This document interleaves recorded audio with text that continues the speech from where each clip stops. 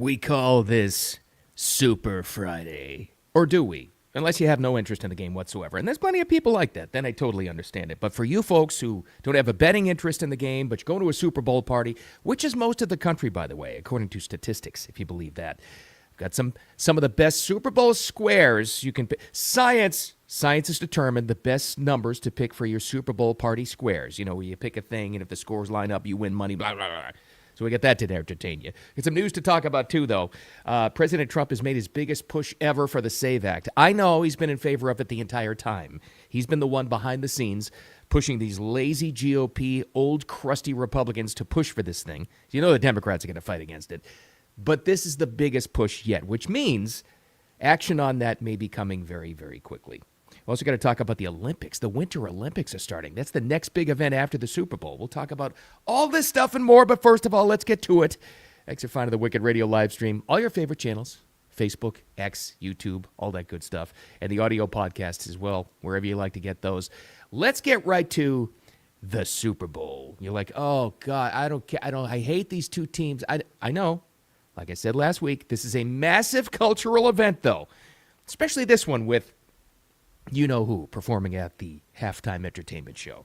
Well, this was interesting. I thought, somebody on Media Row just the other day caught up with, this is where they give a press pass to almost everybody. They get to ask all the Super Bowl participants and the coaches and the teams and everybody involved all these ridiculous questions. I thought this was a great question, though, and it really did surprise me. Somebody, I don't know who, got into the press pool and asked a bunch of Seahawks and Patriots players if they can name one Bad Bunny song. And I thought, well, if you know NFL players, professional athletes of any kind, they're all up on the hippest music, latest stuff. They love hip-hop. They love rap. They love all kinds of, like, top 40 pop. They know it. They know all of it, right? You can hear it in the locker room. They date some of them. Apparently, this isn't the case with Bad Bunny, which makes me think, is he really as popular as we think, or is the NFL just pushing something here? Are they just trying to reach another portion of the market maybe they don't think they completely have, which would be the Hispanic market, right? I don't know. This was the brilliant report, some independent reporter, asking these players if you can name just one Bad Bunny song. Listen to the answer. Can you name one Bad Bunny song? Y'all hitting me with all these Bad Bunny questions. I can't. I'm sorry. It was like, Mamacita, okay, I cannot. I can't. No. I cannot. Mi pregunta. I got a couple of his songs downloaded. I thought that was interesting. Again, professional athletes, if you know them, especially NFL stars, they know everything that's like supposedly current and trending. Maybe we're being sold a bill of goods here. Maybe. I don't know. All right, speaking of the Super Bowl, too, it appears past players aren't too hip on the Bad Bunny choice as well. Did you happen to see this? TMZ caught up with him. Eric Dickerson, if you're an NFL fan, a sports fan, you know this name. Legendary NFL player, running back for the Rams, Hall of Famer. What does he think about the Bad Bunny choice? See, when you're out of the league, they don't mind, actually giving their opinion. Here's what he said. Last time we talked to you, we were talking about the Super Bowl halftime show. So I gotta ask, have you given like some time to like listen to some Bad Bunny and be like, hell no. maybe give him a shot? Absolutely not, man. Look, why don't we get somebody right here from home? How about someone from right here in San Francisco? All these artists right here in the area to play at the Super Bowl. Somebody just goes. He speak English. I don't know if it's gonna be in Spanish or whatever. The whole thing is gonna be in Spanish. There's a few. What sense that make? Man, look. Don't give me time. Man. But Puerto Rico is America. Puerto Rico is I'm Puerto Rican too. Puerto Rico is not America. It's a territory. It's a territory. You can't vote. You don't have a right to vote. Which is Okay, he's wrong about that, obviously, but the sentiment is the same. Eric Dickerson, when they even asked him and he knew what the subject was going to be, he just turned his head. He went, oh, no, not again. Ex-NFL players, no problem speaking out about this. Current players are like, I don't want to get in trouble, but I'll just tell them I don't know any songs. I don't know. Subject of the NFL, and of course, the alternative halftime party, the alternative halftime show, made it to the White House yesterday. Young Peter Ducey asked the question of Caroline Leavitt. What did she say? At Mar-a-Lago, which is not too far from me, what are they going to be watching at the halftime entertainment show? This is how I bet you it's going to go. There's going to be multiple TVs. There always is. And it isn't amazing how President Trump can post or tweet or whatever you want to call it right after a game or while it's going on. I think he watches all of this stuff. So he's not just going to watch one show or the other. But here's what Caroline Levitt And just one more about this weekend. At the Mar-a-Lago Super Bowl party, after the first two quarters, are the TVs going to be on the halftime show with Bad Bunny or the halftime show with Kid Rock? I think the president would much prefer a Kid Rock performance over Bad Bunny. I must say that. Jennifer. Yeah. But he can get more content, more juice from the squeeze out of the Bad Bunny one. There's more to make fun of, right? Of course. And I was just telling you before we move off the halftime entertainment show, we'll have plenty to talk about that on Monday, I'm sure. I'm just going to tell you once again, I'll give you my little caveat, my little warning. It doesn't matter how many eyeballs, how many views the Kid Rock halftime alternative, Turning Point USA halftime show gets. And I hope it gets a lot. You know how I stand on this. I'm going to have it on in my house, I think. I'll be pacing outside on the lawn. I'll be so nervous about the game because my team's in it. But I hope it gets a lot of eyeballs. But I'm telling you, this is how this is going to work, and it always works. The networks, and in this case it's NBC, is going to claim complete and total victory, not even mention, and they're going to get out of their way to say that nobody watched the Turning Point thing.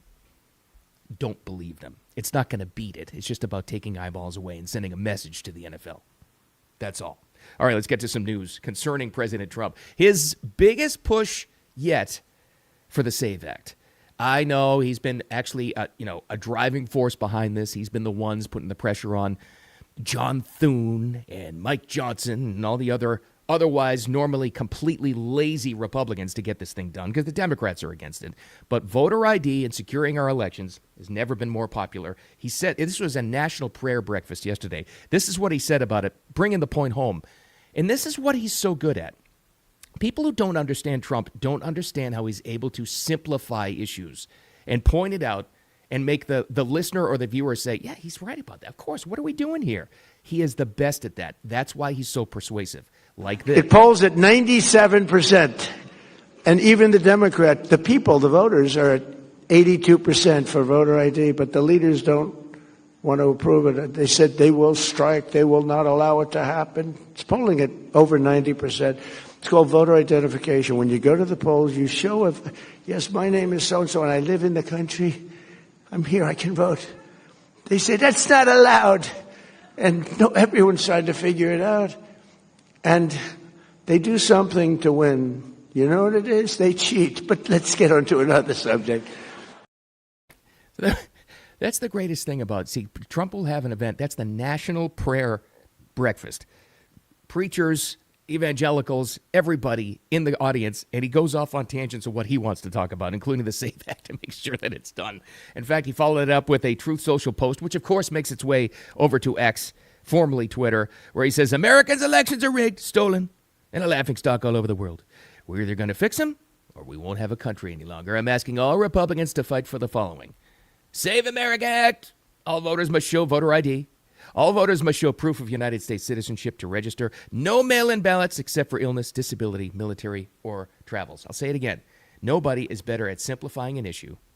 This is why the people who don't understand him, why he's such an effective speaker, they don't understand how he's able to simplify an issue and remind people of common sense. That's what he's best at, in my opinion. He lays it out in such simple terms that anybody can understand. And you look at this, and then you turn around and you look at the people against this, and you look, Republicans and Democrats, let's be big boys and girls, that we've got crooks on both sides of the aisle, and you look at the people against this, and you're like, what would be your determining, what would be your motivating factor to be against the SAVE Act? I can't come up with any, other than the fact that you're being compromised or you're trying to cheat an election. That's it. But then you have, guess who? Guess who? And here's your perfect example of this isn't a Republican-Democrat thing. It's just not anymore. It's not red, blue. It's not donkey, elephant. It's not. This is on the level leaders of our country versus crooks. Talk about an oversimplification, but tell me if I'm wrong. When you hear that Mike Pence, remember Vice President Mike Pence? He came out yesterday, Republican old guard Mike Pence, remember, came out against the SAVE Act. And all the reasoning and all the mumbo-jumbo and all the nonsense. And so, well, because I'm against federalizing any election, it should be in the states, and it should be. He's an idiot, he's a snake, and he's a weasel. And it took Trump far too long to find that out. But again, First administration, he was still figuring all this stuff out.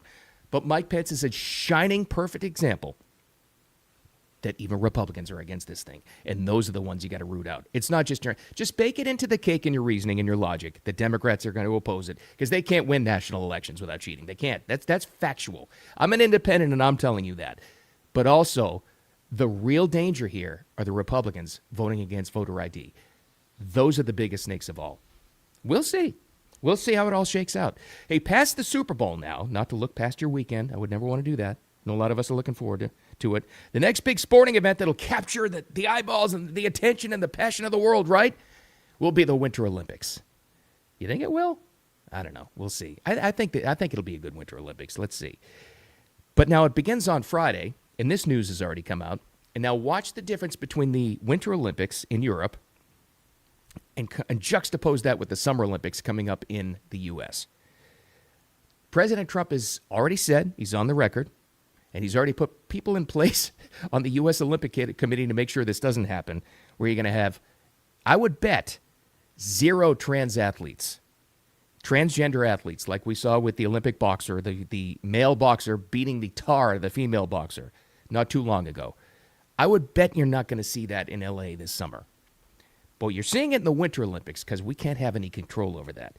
Here's the breaking story as the Winter Olympics begin on Friday. There's a trans-identified athlete from Sweden competing in moguls. That'd be skiing.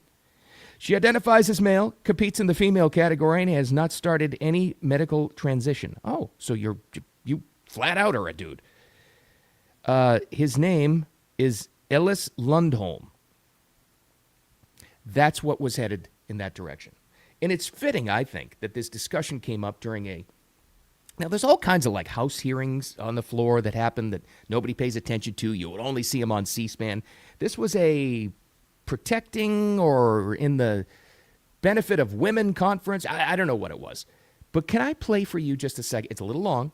Can I play for you one of the greatest examples, a lot like Trump does, of common sense being placed before our very own eyes by Mariette Hageman. She's a congresswoman representing Wyoming, where this discussion came up about how they're trying to change the definition of what man and woman is, and the terms and the language they use. Somebody brought up in discussion, apparently, in this House panel, which normally wouldn't pay attention to, the cisgender term. Cisgender, a made-up term. That's what they call somebody who's not trans. Did you ever hear of it before? 2 years ago? Nobody did, and there's a reason why. Let me just play one of the greatest takedowns of that nonsense that I've ever seen or heard in my life. The fact is that all you need to do to determine sex is a cheek swab. If you're an XX or an XY, you're either a boy or a girl. It's that simple. This isn't complicated. It's not like we haven't known what women and men were for not just a matter of years, but decades and centuries and thousands of years before that. The fact that we're having this conversation and this debate just absolutely epitomizes the left's ongoing effort to rewrite the English language in order to change the debate and destroy civil order. Cisgender is a made-up word. Cisgender that means nothing. Do not call me cisgender. I am a woman. This gentleman sitting next to me, he is a man. That's who he is. That is what our title is. That is what we have been described throughout history. This bill does nothing to prohibit men from competing in men's sports.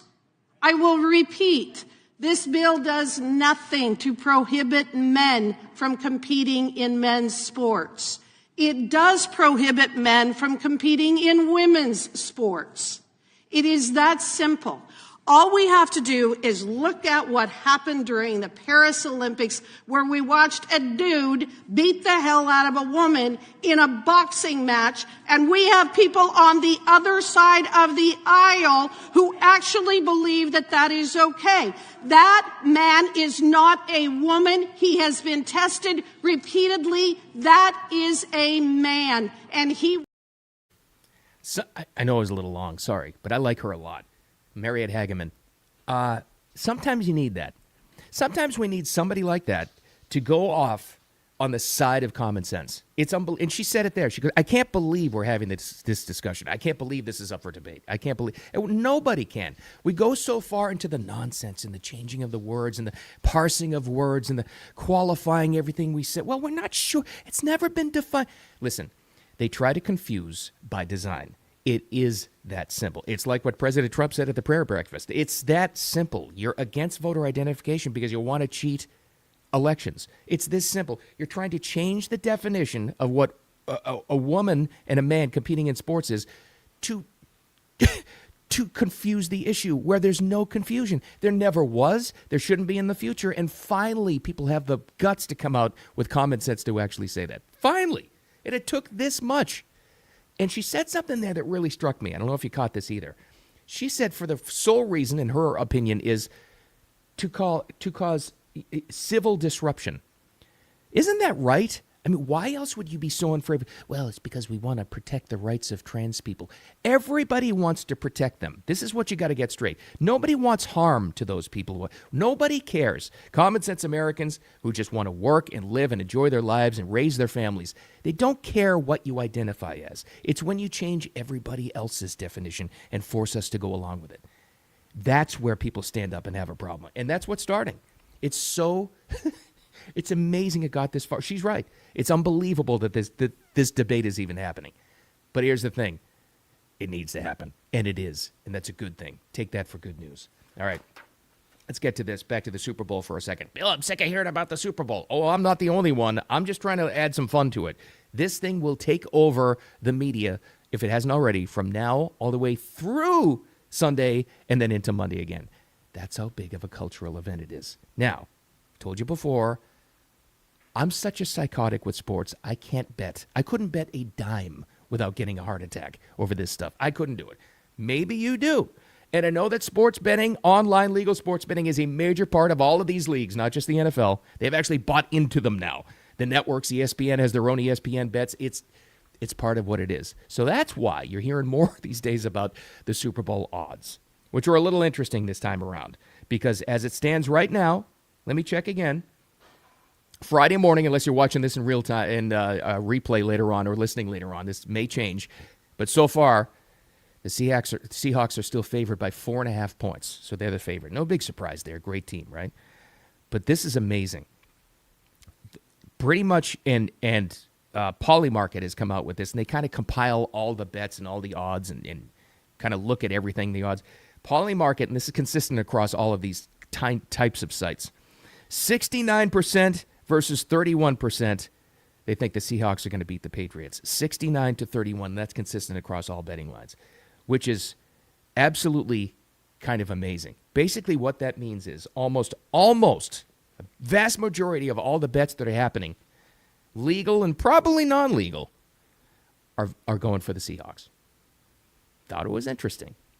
Thought it was true underdogs. And I can tell you from a Pats fan's perspective, that hasn't happened in a long time. So take that for what it's worth. I don't bet myself. Don't ever take betting advice from me, but pretty interesting. I don't know. We shall see. I couldn't put money on a game like this. I couldn't. Unless it's something fun like you go to and this is most people, you go to a Super Bowl party. A vast majority of the country, most of you listening, are going to go to some sort of gathering for Super Sunday. Again, that cultural event. It's that big. Chances are you're going to run into a Super Bowl squares contest. This is the thing where you show up and they're putting it together. You put in $1 or $5 or 10 or 20, I don't know, whatever you do. And hopefully you can pick your own square. And if the scores line up after each quarter, you could win. If it comes, it's like a cross section, you know how it goes. And if your square comes up, you win for that quarter or the total thing or whatever it is. You know what I'm getting at. If you run into a Super Bowl party this weekend, or even if you're just having, a couple of friends over, this is supposedly the best square numbers to pick if you're going to do that, okay? The TropicalFruit.com company, I don't know who they are or why they're putting this together, but they are. TropicalFruit.com did a big rundown on the best and worst numbers to have in Super Bowl squares. Normally, there's a little caveat, you don't get to pick your own number. But if you do, okay, if the person running the game lets you pick your own square, this is where you should go. Apparently, this is what they say. Hey, it's science. Don't blame me. The best numbers in general, 0, 3, 7, and 4. All right? 0, 3, 7, and 4. Winners are based on the last numbers in each team's score, right? So if it was, 10 to nothing or something, the 0 would line up, but not the 10. You know what I mean? Okay, well, you know how this works. The worst numbers, do not pick these if you have a choice. 2, 5, 8, and 9 are your super squares. The chances of a score like 15 to 19, that would be 5 and 9 at the ending numbers, pretty low. So the best squares are 0, 3, 7, and 4. That's what you want. I want you to win your Super Bowl contest this Sunday, but don't take betting advice from me. I don't know what I'm doing. I won't be involved. This is different for me. Usually I love to have Super Bowl party, have people over, or go to one. No. I will be stressing out to the max watching this like I always do for every Super Bowl. This is my 12th time doing it since I was a kid, by the way. Not bragging. I'm just saying that's how many times my team's been in it. And every single time, it is a stress fest. So we'll see. I won't see. You're going to have to tell me how the Bad Bunny or the Turning Point USA halftime show was, because I'm not going to see it except on replay. I'll be pacing around somewhere in halftime or trying to get at least some food down. Thanks for finding me. I appreciate you. Despite the Super Bowl, whether or not you're into it, have a great weekend. Enjoy it. Make it wicked awesome. Again, the big takeaway, you're going to hear more and more about the SAVE Act. And remember, it's not that complicated. He laid it out yesterday at the National Prayer Breakfast. There's one simple thing. If you're against voter ID, you want to cheat elections. Don't let anybody else tell you any different. Enjoy your Super Sunday. Enjoy your time. Make it a wicked awesome Friday. Thanks for finding the live stream Monday through Friday, 8 a.m. Eastern Time, X, YouTube, Facebook, and the audio podcast as well, and then replay on all those channels. Thanks for following along. Make it a super wicked awesome weekend. I'll talk to you later.